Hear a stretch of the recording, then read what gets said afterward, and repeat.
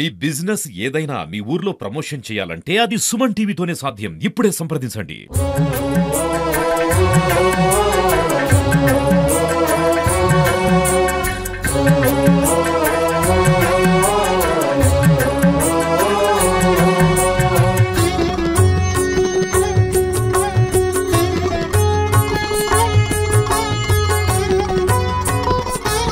శ్రీరామాయ నమః. శ్రీమతే రామానుజాయ నమః. భద్రాచల దివ్యక్షేత్రం దక్షిణ అయోధ్యగా భాసిల్లేటువంటి గొప్ప క్షేత్రం మన భద్రాచల రామక్షేత్రం. అలాంటి భద్రాచల రామక్షేత్రంలో 2 ఉత్సవాలు చాలా అత్యంత వైభవంగా జరుగుతాయి. ఒకటి వైకుంఠ ఏకాదశి ప్రయుక్త అధ్యయనోత్సవాలు, అలాగే రెండవ ఉత్సవం శ్రీరామనవమి. ఈ 2 ఉత్సవాలు కూడా భద్రాచల క్షేత్రంలో చాలా గొప్పగా జరుగుతాయి. అలాంటి ఉత్సవాల్లో వైకుంఠ ఏకాదశి అధ్యయనోత్సవాలు ఇప్పుడు ప్రారంభమయ్యి వాటికి 7వ రోజు కూడా ప్రతినిత్యం కూడా స్వామివారి మత్స్య కూర్మ వరాహ నరసింహ వామన పరశురామ అవతారాలు పూర్తి చేసుకొని ఈరోజు 7వ రోజు రామావతారంలో భద్రాచల రామచంద్రమూర్తి దర్శనమిస్తున్నారు. రామావతారంలో కూడా చాలా విశిష్టత భద్రాచల క్షేత్రానికి.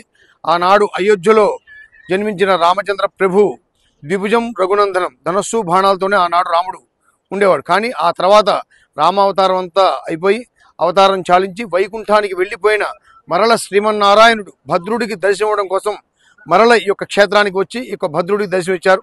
అందుకని ఇక్కడ ఉండే రామచంద్రమూర్తి చతుర్భుజ రాముడిగా ఉంటారు.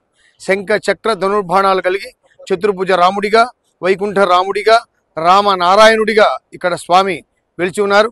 అలాంటి రామచంద్రమూర్తి యొక్క ఆలయంలో వైకుంఠ ఏకాదశి ఉత్సవాల్లో 7వ రోజు రామావతారంలో స్వామి దర్శనమిస్తున్నారు. కాబట్టి భక్తులంతా కూడా ఈ యొక్క రామావతారాన్ని దర్శించి రామానుగ్రహాన్ని పొందవలసిందిగా కోరుతున్నాం.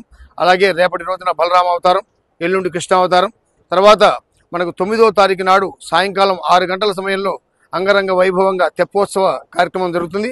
ఆ మరునాడు మనకు వైకుంఠ ఏకాదశి 10వ తారీఖు నాడు తెల్లవారుజామున 5 గంటలకు మనకు ద్వార దర్శనం జరుగుతుంది. ఆ ద్వార దర్శనంలో గరుడ వాహనమైన రామచంద్రమూర్తి శ్రీమన్నారాయణుడే రాముడు కాబట్టి ఆ గరుడ వాహనాన్ని అధిరోధించి రామచంద్రమూర్తి, హనుమంత వాహనంలో లక్ష్మణస్వామి, అలాగే గజవాహనం మీద సీతమ్మ తల్లి, అలాగే ఆళ్వార్లు రామానుజుల వారు నమ్మాళ్వారు ఒక వాహనంలో, అలాగే గోదాదేవి ఒక వాహనంలో 5 వాహనాల్లో స్వామి యొక్క వైకుంఠ ద్వారం నుంచి దర్శనం ఇచ్చి 5 నుంచి 6 వరకు దర్శనం అయిన తర్వాత ఇక్కడి నుంచి స్వామి తిరువీధిగా వెళ్తారు. కాబట్టి భక్తులంతా కూడా ఈ యొక్క వైకుంఠ ఏకాదశి నాడు ఉదయాన్నే ప్రాతకాలాన్ని లేచి, అంటే అందరం కూడా భద్రాచలం వచ్చి చూడలేం కాబట్టి అందరూ కూడా ప్రచార మాధ్యమాల్లో కూడా వస్తాయి కాబట్టి రాలేని వారంతా కూడా రాలేదని బాధపడాల్సిన అవసరం లేదు. మీ ఇళ్లలోనే ఉండి ప్రాతకాలాన్ని లేచి స్నాన సంధ్యాదులు పూర్తి చేసుకొని ఆ యొక్క టీవీ ముందు కూర్చొని రామనామ స్మరణ చేస్తూ అందులోంచి చూసినా కూడా భద్రాచల క్షేత్రానికి వచ్చి వైకుంఠ ద్వార దర్శనం చేసుకున్నంత ఫలితం మీ అందరికీ దక్కుతుంది. కాబట్టి ప్రతి ఒక్కరూ కూడా ఈ యొక్క వైకుంఠ ఏకాదశి ద్వారం నుంచి రామచంద్రమూర్తిని దర్శించి రామానుగ్రహాన్ని పొందవలసిందిగా కోరుచున్నాం. జై శ్రీరామ్. భద్రాచల శ్రీ సీతారామచంద్ర స్వామి వారి దేవస్థానంలో ఈరోజు దశావతారాల్లో భాగంగా శ్రీరామావతారం అలంకరించబడింది. భద్రాచల క్షేత్రంలో మూలవర్లు స్వామివారు అవడం, ఈ రోజు రామావతారం అవడంలో అశేషంగా భక్త జనాలు హాజరవడంతో పాటు దేవస్థానం నుండి కూడా ప్రత్యేక కేరళ వాయిద్య బృందం, అలాగే బుట్టబొమ్మలు మొదలగు ప్రజలందరికీ భక్తులకి వినోదం కలిగించే విధంగా ఏర్పాట్లు చేయడం జరిగింది. అలాగే రాబోయే వైకుంఠ ఏకాదశి ఉత్సవాలకు కూడా విశేషంగా ప్రజలకు ఏ విధమైన ఇబ్బందులు కలగకుండా జిల్లా యంత్రాంగము మరియు భద్రాచల దేవస్థానము కలిసి ఏ విధమైన అసౌకర్యాలు కలగకుండా ఏర్పాట్లు చేయడం జరిగింది. జై శ్రీరామ్, జై శ్రీరామ్, జై శ్రీరామ్.